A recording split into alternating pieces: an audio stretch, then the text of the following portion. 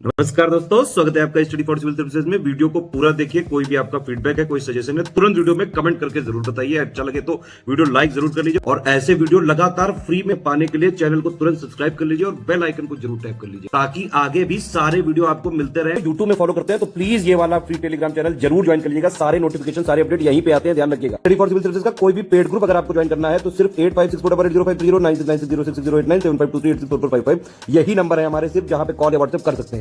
Instagram पे हमारा page जरूर फॉलो कर लीजिएगा, स्टडी फॉर सिविल .सर्विसेज है।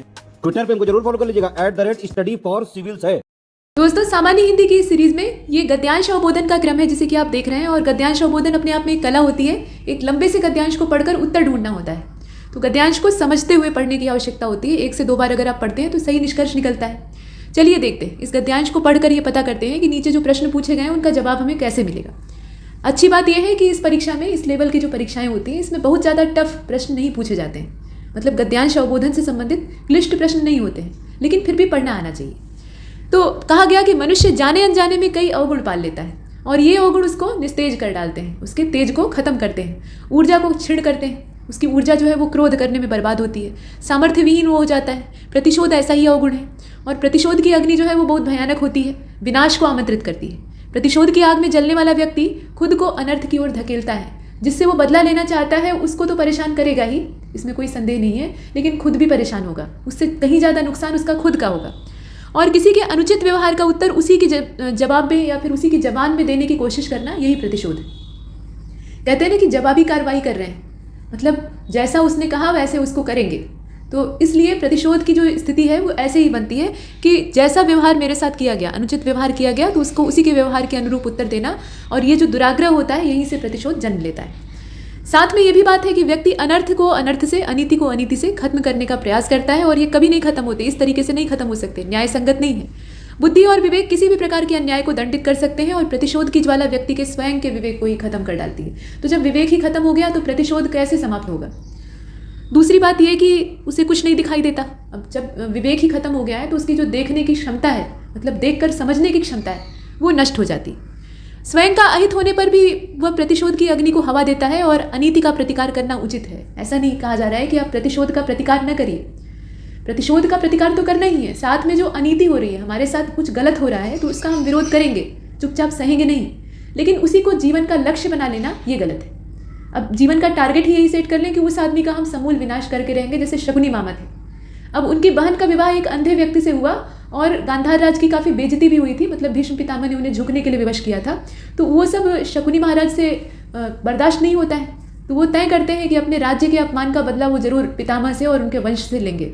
और इसीलिए वो आते हैं गांधारी के साथ और यहाँ कौरवों को सिखाते पढ़ाते रहते हैं, दुर्योधन की बुद्धि खराब करते रहते हैं और अंत में भिड़ा देते हैं। वो तो चाहते ही थे कि सब लड़कर मरे, ठीक है। तो इस तरह का प्रतिशोध को ही जीवन का लक्ष्य बना लेना, ये गड़बड़ है। इससे अपना भी विनाश होता है। अब शकुनी मामा ऐसा थोड़े कि बहुत बड़े शहंशाह बन गए, वो भी मारे गए युद्ध में, उसी आग में जलकर भस्म हो गए। मतलब यहाँ तक उनके प्रतिशोध की चरम सीमा थी कि वो अपने जांग में एक खंजर उतार कर रखते थे, नासूर बना कर रखते थे, मतलब एक घाव तैयार करके रखते थे ताकि वो टीसता रहे उन्हें और उन्हें याद रहे कि प्रतिशोध लेना है। तो ऐसे लेवल का जो जीवन का अंतिम लक्ष्य बनाकर लेने वाला प्रतिशोध होता है ना, ये विनाशकारी होता है। कौरवों और पांडवों का भी दिया है नीचे, उसको आप देखिएगा। कुल मिलाकर ये कि बार बार छोटी छोटी बातों को गांठ बांध लेना और उन्हें स्मरण करना और उससे अपने क्रोध को पोषित करना। मतलब जैसे आप खिलाते हैं ना किसी को तो उसको पोषण प्राप्त होता है, तो क्रोध को अगर आप छोटी छोटी पिछली जो आपके साथ गलतियां हुई हैं उसको याद दिलाएं तो क्या होगा, और भड़केगा। तो क्रोध को भड़काना ये प्रतिशोध को आमंत्रित करेगा। अब महाभारत जैसा महाकाव्य प्रतिशोध की ही अनर्थ गाथा का प्रमाण है, उसी पर लिखा ही गया।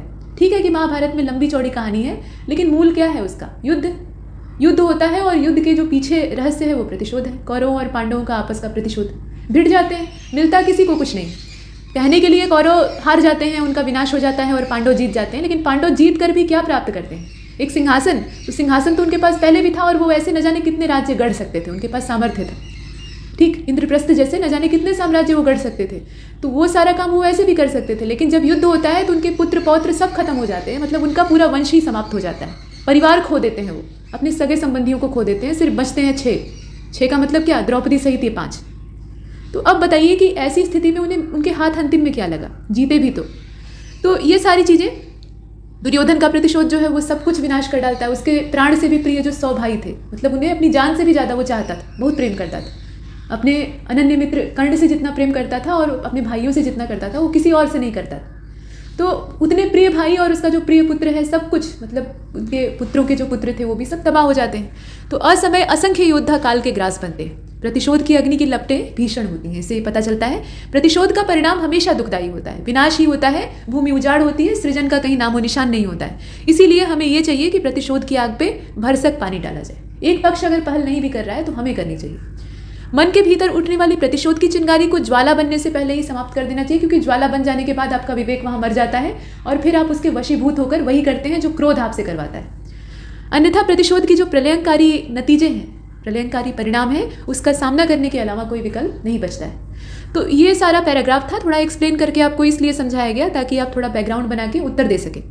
अच्छा, ये एक चीज़ और है कि गद्यांश अगर आपको नहीं समझ में आ रहा है, मान लीजिए एक बार आपने पढ़ा नहीं समझ में आया तो 2 से 3 बार पढ़िए, इसके अलावा कोई विकल्प नहीं है। कुछ लोग ये सोचते हैं कि ट्रिक है इसमें, कोई मतलब रहस्य है, कोई ऐसा जादू है कि हम छड़ी घुमाएंगे और समझ में आ जाएगा। बार बार पढ़ने के अलावा कोई रास्ता नहीं।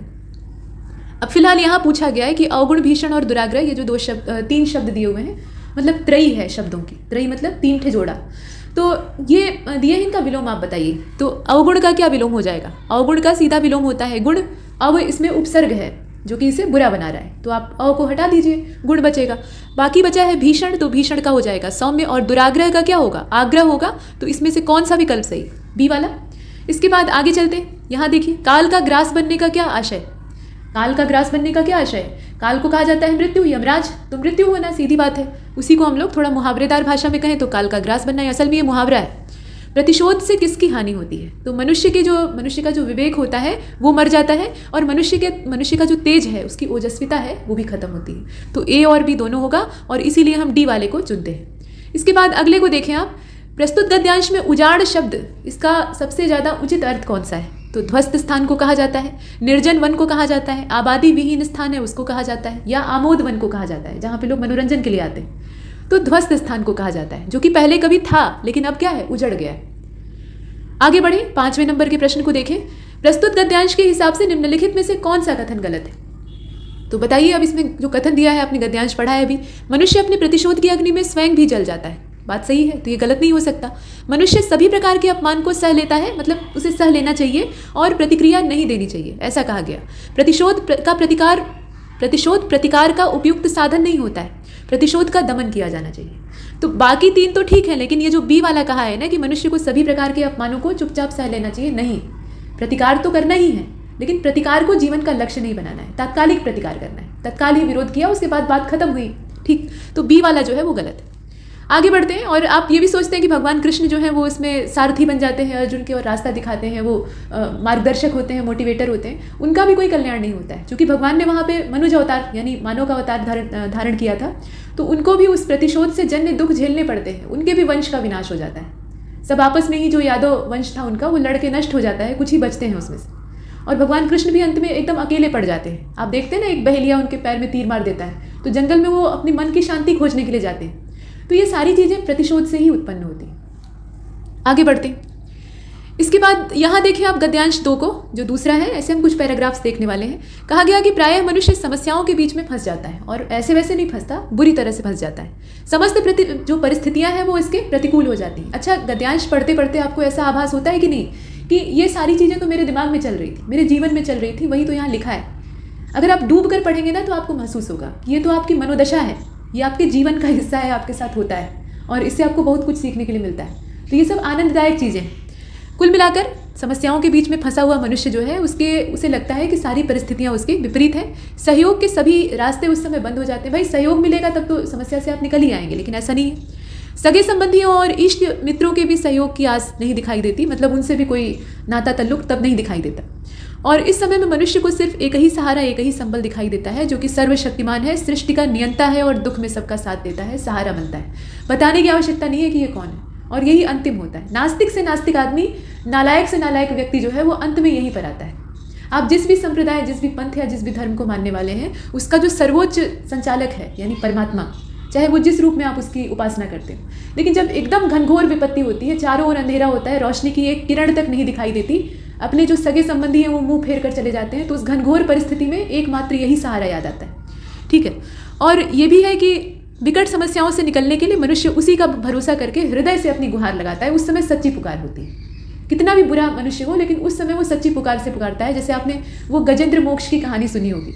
हाथी को जब मगरमच्छ पकड़ लेता है और हाथी को अब लगता है कि अब वो नहीं बचेगा, मतलब सारा प्रयास करके वो हार जाता है, मगरमच्छ उसको पानी में खींचता जाता है, तब जाके वो भगवान विष्णु को पुकारता है और उस समय भगवान आते हैं। तो उसकी पुकार में सजल संवेदना होती, और यही जो आर्त पुकार है, मतलब एकदम हृदय से निकलने वाली पुकार है, इसको सुनकर भगवान द्रवित हो जाते हैं और वो आते हैं, तो सहायता के लिए दौड़ पड़ते हैं। परम सत्ता के अलावा दूसरा कोई नहीं है जो कि दुखियारी की आवाज़ सुने, और आर्त भावना से की गई जो परमात्मा से गुहार है वो प्रार्थना बन जाती है। अब आप सोच रहे होंगे कि कैसी प्रार्थना होती है, तो द्रौपदी का सबसे बेस्ट एग्जाम्पल है। ये घटना हुई हो या नहीं हुई हो, लेकिन आप निजी जीवन में भी महसूस कर सकते हैं कि जब आप घनघोर मुसीबत में हो और उस परम सत्ता को याद करते हो, तो उस समय आपको कोई ना कोई मदद मिलती है, चाहे वो जहाँ से मिले। आप उसको यूनिवर्स में पॉजिटिव एनर्जी की रेज मान लें कि आपने सकारात्मक ऊर्जा भेजी थी, ब्रह्मांड उसको रिप्लाई कर रहा है, ये आप मान सकते हैं। या जो उसके पीछे आप लॉजिक दें, सकारात्मक सोच उसको कहें या ईश्वर कहें, लेकिन ऐसा होता है। ठीक, तो द्रौपदी की जो पुकार थी, करुण पुकार थी, मतलब चारों ओर से सारे लोग विपरीत हो गए थे, पति भी उनका साथ नहीं दे रहे थे, सबसे गुहार लगाती हैं, लेकिन अब लगता है कि निर्वस्त्र हो जाएंगी, इज्जत उतर जाएगी। और इज्जत उतरना उस समय में बहुत बड़ी बात थी, मतलब मृत्यु से भी बदतर था। तो द्रौपदी जब उतनी भयंकर स्थिति में पुकार लगाती हैं, तो उस समय भगवान कृष्ण की सहायता उनको मिलती है और संबल मिलता है। दुशासन खींचते खींचते थक जाता है। कहानी क्या है आप जानते हैं। और अभी आपको गजेंद्र मोक्ष वाली कहानी सुनाई ना, तो वो दिया हुआ है। गज जब ग्राह माने मगरमच्छ, घड़ियाल, तो उसके चंगुल में फंस जाता है और उसके लिए बाहर निकलना असंभव हो जाता है। एक तो दलदल था, ऊपर से मगरमच्छ, वो बाहर निकल ही नहीं पा रहा था, चिल्लाने लगता है जब एकदम आर्त भाव से। तो भगवान विष्णु जो है वो पैदल पैदल आते हैं, दौड़े दौड़े आते हैं और उसे निकालते हैं। तो ये दृढ़ विश्वास है, भक्ति का दृढ़ विश्वास। प्रार्थना भक्त और भगवान के बीच में एक वार्तालाप होता है। जब शांत और समर्पित भावपूर्ण अंतरात्मा से परमात्मा को नम्रतापूर्वक कुछ कहा जाता है, तो वो एक प्रार्थना होती है। और प्रार्थना जो है वो हमेशा कारगर होती है। किसी भी धर्म या किसी भी संत ने इसको माना है, कोई भी व्यक्ति हो मानता है कि प्रार्थना में शक्ति होती है। यहाँ तक कि महान वैज्ञानिक जगदीश चंद्र बोस और अल्बर्ट आइंस्टीन जैसे जो साइंटिस्ट हैं, उन्होंने भी कहा है कि प्रार्थना में बहुत बड़ी शक्ति होती है। तो ये जो है ना, ये जटिल से जटिल समस्याओं का समाधान सुनिश्चित करती है। और प्रत्येक व्यक्ति को सच्चे मन से प्रार्थना करनी चाहिए। लेकिन मजे की बात ये होती है ना दोस्तों, कि जब तक आदमी तकलीफ में नहीं होता है, घनघोर उसको विपत्ति नहीं घेरे रहती है, तब तक सच्चे मन से प्रार्थना निकलती भी नहीं। एक वो कहावत है जिसको कि आपने सुना भी होगा कि दुख में सुमिरन सब करे, सुख में भजे न कोई, जो सुख में सुमिरन करे दुख काहे को होए। तो जब सुख में आप रहते हैं ना, तो सुमिरन नहीं करते हैं उस समय, और करते भी हैं तो ऊपरी मन से करते हैं। अगर सुख में भी उसी भाव से सुमिरन करें तो दुख आएगा ही नहीं। अच्छा, अब ये तो थोड़ा सा दार्शनिक बातें हो गई। अब यहाँ प्रश्नों के उत्तर देखिए। यहाँ भी विलोम पूछा गया है, प्रतिकूल, सजल और सबल, ये जो 3 शब्द हैं ना, इसका विलोम आपको बताना है। तो यहाँ देख लीजिए, प्रतिकूल मतलब क्या होता है, विपरीत, तो उसका हो जाएगा अनुकूल। सजल यानी जल से युक्त, उसका हो जाएगा निर्जल। और सबल यानी बल से युक्त, तो उसका हो जाएगा निर्बल। तो इसमें से कौन सा सही होगा फिर बताइए। इसका जो करेक्ट आंसर है वो नीचे वाला सही होगा, अनुकूल, निर्बल और निर्जल और निर्बल। ठीक है, ये 3 जो है ये सही। इसके बाद अगले वाले को देखते हैं, नियंता। नियंता मतलब नियंत्रित करने वाला, संभालने वाला, कंट्रोल करने वाला। तो नियंता का क्या आशय है, नियति का स्वामी, जिसकी नियत साफ हो, सृजनकर्ता, या नियंत्रण करने वाला। बताइए, अभी अभी तो आपको बताया, नियंत्रण करने वाला। विश्व नियंता यानी पूरे संसार को, पूरे विश्व को नियंत्रित करने वाला कौन है, ईश्वर। मधुसूदन शब्द कृष्ण के अलावा किसका पर्यायवाची होता है, तो मधुसूदन यानी मधु का आस्वादन करने वाला। तो ये भ्रमर का पर्यायवाची भी होता है। भंवरा भी जो है वो एक पुष्प से दूसरे पुष्प में मधु खोजते हुए भटकता रहता है। इसके बाद आगे चले, यहाँ आप देख रहे हैं ईश्वर शब्द के लिए कौन सा पर्यायवाची नहीं काम करेगा। तो अब 3 तो इसमें जो आप देख रहे हैं वो ईश्वर के पर्यायवाची हैं, स्वामी, परम सत्ता, सर्वशक्तिमान और परमात्मा। तो स्वामी तो कोई भी हो सकता है, आप अपने बॉस को भी स्वामी कह सकते हैं। और महिलाएं जो है पहले के समय में अपने पति को भी प्राणनाथ और स्वामी कहा करती थी, आजकल नहीं कहती हैं, आजकल तो बराबरी का दर्जा है। ठीक है, तो इसमें से करेक्ट आंसर क्या होगा, चौथे का ए हो जाएगा। स्वामी शब्द जो है वो ईश्वर के लिए इस्तेमाल कर सकते हैं, लेकिन ये कई सारे लोगों के लिए इस्तेमाल होता है। इसके बाद मतलब शाब्दिक अर्थ है मालिक। आगे चलते हैं, यहाँ देखिए 5वें नंबर के प्रश्न को, आर्त का मतलब इसमें से क्या नहीं होगा। तो आर्त पुकार आपने कही, तो दुखी, निष्पाप, उद्विग्न और विवश। बताइए इसमें से कौन सा नहीं होगा, निष्पाप। निष्पाप जो है ना वो आर्त का इसमें से अर्थ प्रकट नहीं कर रहा है, बाकी जो है वो आर्त से समान अर्थ रखते हैं। अब यहाँ आप देख रहे हैं अगले गद्यांश को, आदर्श का जन्म मौलिकता की कोख से होता है। आचरण रहित उपदेशात्मक किसी अन्य को भले ही प्रभावित कर सके, लेकिन अंत तक स्वयं को संशय में बनाए रखती है। मतलब अगर आप आचरण में किसी उपदेश को नहीं उतार रहे हैं तो उपदेश आप दूसरों को देंगे, लेकिन खुद संदेह में पड़े रहेंगे। आदर्श तो मनुष्य की भौतिक चैतन्यता का प्रतीक है और इसके अभाव में मनुष्य सर्प के समान ऋण विहीन हो जाता है, यानी आधार विहीन जीवन जीने के लिए बाध्य हो जाता है। आदर्श मनुष्य को स्थायित्व और विशिष्टता देता है और उसकी रक्षा तप, स्वाध्याय और कठिन परिश्रम से ही संभव है। आदर्श का जीवन जीना आज के संदर्भ में बहुत चुनौतीपूर्ण है, क्योंकि आज का समय ही विपरीत है। मतलब सर्वत्र झूठ, अनाचार, चापलूसी का बोलबाला है। अब कैसे जीवन जिएंगे वैसे? ऐसे में आदर्श की रक्षा वही कर सकता है जिसने बाल्यकाल से युवा काल तक इसका पालन किया हो। वैसे सत्य एवं आदर्श का मार्ग जटिल और कष्टकारी होता है, लेकिन इसके परिणाम दीर्घगामी होते हैं। जब आप आदर्श पर चलेंगे ना, आदर्श पर चलेंगे, सत्य के रास्ते पर चलेंगे, तो लोग आपकी हंसी उड़ाएंगे, आपको पत्थर मारेंगे, हो सकता है कि धक्के मारकर घर से निकाल दिया जाए। कांटों भरा रास्ता होता है। भगवान राम इसके साक्षात उदाहरण हैं। और नए जमाने में भी जितने लोग अच्छे रास्ते पर चले हैं उन्हें दुख भोगना पड़ा है, लेकिन परिणाम दीर्घगामी होता है। इतिहास के पन्ने में वही दर्ज होते हैं। चकाचौंध और कृत्रिम आकर्षण जितनी तीव्रता से लुभाते हैं उतनी ही जल्दी इनकी कलई भी उतर जाती है। वास्तव में सत्य ही टिकाऊ होता है और आदर्शवान व्यक्ति को स्वर्ण की तरह क्रूर समय की भट्टी की जो तपिश है वो सहन करनी पड़ती है। मतलब क्रूर समय यानी जो उसका बुरा समय चलता है उस समय भट्टी में उसको तपना पड़ता है, तभी वो खरे सोने की तरह बाहर आता है और यही उसका मूल्यवर्धन भी करता है। सार्थक दिशा में झेले गए दुख एक साधक को असल आनंद की अनुभूति कराते हैं। तो ये पूरी कहानी है। प्रश्न पूछा गया है कि चैतन्यता, अनाचार और कृत्रिम के विलोम शब्द बताइए, तो इसमें से कौन सा होगा? जल्दी से बताइएगा। इसका पहला ही होगा। चैतन्यता का अचैतन्य हो जाएगा, आचार हो जाएगा और नैसर्गिक हो जाएगा। अनाचार का क्या होगा? आचार होगा और कृत्रिम का नैसर्गिक। इसके बाद पूछा गया है कि झंझावात का पर्यायवाची सही इसमें से कौन सा नहीं है। तो झंझावात, अब देखिए इसमें देख कर बताइएगा कौन सा होगा। तो अंधड़ और तूफान ये झंझावात को ही कहते हैं। प्रभंजन और झंझा कहते ही हैं और अतिवात और बवंडर भी कहते हैं। लेकिन अनिर्वात और कोलाहल ये दोनों जो है ये बहुत सही पर्यायवाची नहीं है। कोलाहल एक शोर के लिए सही पर्यायवाची माना जा सकता है, झंझावात यानी आंधी तूफान के लिए नहीं। और देखते हैं प्रस्तुत गद्यांश के हिसाब से आदर्श को कौन पुष्ट करता है। तो आदर्श को मनुष्य का जो तेज है वो पुष्ट करता है या मनुष्य की मौलिकता पुष्ट करती है? तो सत्य और मौलिकता से ही आदर्श जो है वो पुष्ट होते हैं। तेज तो उसमें साइड वाली भूमिका निभाता है और वो इसी से जन्म लेता है। तो डी वाला ऑप्शन इसका परफेक्ट। 2 प्रश्न और हैं। इसमें पूछा गया कि मनोयोग जो शब्द है इसमें कौन सी संधि का इस्तेमाल हुआ है। तो मनः योग, ठीक है। इसे अगर आप अलग अलग करेंगे तो मनः अलग हो जाएगा, उसके आगे दुठे से विसर्ग रहेगा। तो पहचाने ये संधि कौन सी है? मनः योग जोड़े तो जो विसर्ग है वो खत्म हो गया, तो ये विसर्ग संधि है। और प्रस्तुत गद्यांश का शीर्षक बताइए। अब बताइए इसमें से शीर्षक कौन सा होगा? सत्य बनाम कृत्रिमता, आदर्श की शक्ति, अनाचार या आदर्श की विवशता। तो आदर्श की शक्ति, यही सबसे अच्छा शीर्षक दिखाई देता है। तो यहाँ तक हमने इसे किया है, इसमें इतना ही।